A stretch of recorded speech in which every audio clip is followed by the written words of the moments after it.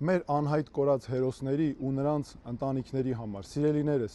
ես անձամբ տեսել եմ ձեր տառապանքները, ձեր հոգեկան ապրումները։ Ես եղել եմ ձեզ հետ միասին շատ վայրերում, այդ թվում երբ որոնում էիք ձեր հերոսների մարմինները։ Ես գիտեմ, որ դուք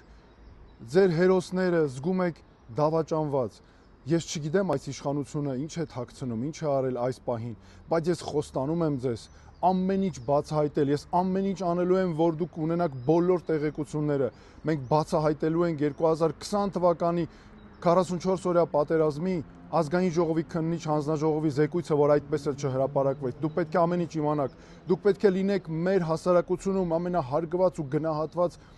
մարդկանցից մեկը։ Ձեր հերոսները պետք է իրոք հերոս կոչվեն։ Ես միայն խնդրում եմ ձեզ, վստահեք ինձ։